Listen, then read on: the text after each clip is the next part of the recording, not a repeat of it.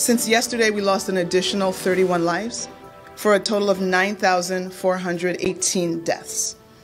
These are people who started with us in 2020 and won't be with us at the Thanksgiving table. Her emotion resonating with a nation caught in the throes of this pandemic.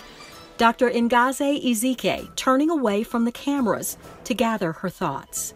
Dr. Ezike took some time out to speak with me about that moment and the virus's impact on the state of Illinois. What touched you? What was specifically so significant about that reading during that time last week? You know, I wish there was a way to exactly pinpoint it and explain exactly where that came from. Obviously, this has been welling up for months and months and months. And so, you know, in retrospect, I guess I would say it's, you know, the culmination of all the things you talked about, the frustration, the anxiety, the pain, a little bit of anger, to be quite frank, just bubbling up to the surface at just a very public time. Wouldn't have ever wished for something like that to happen in such a public moment, but I'm just overwhelmed by the support and just everyone feeling like that cathartic release was for everyone, that we're all feeling the same.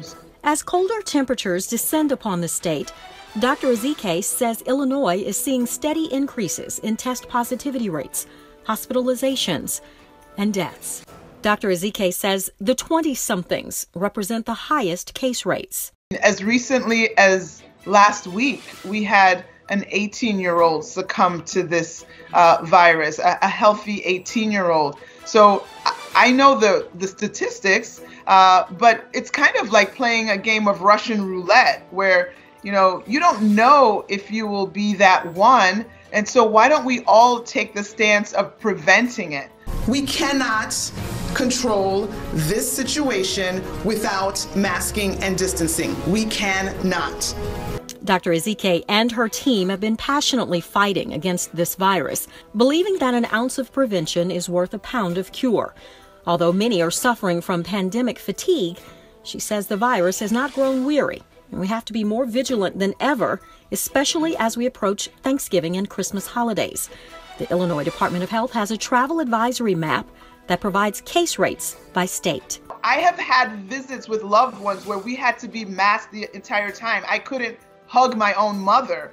I just had a brief visit, mask, distance, no touching. That's not how anybody wants it, but that's how it had to be this time. And we both understood that because I love my mother that much that I don't want to risk giving her an unthinkable gift.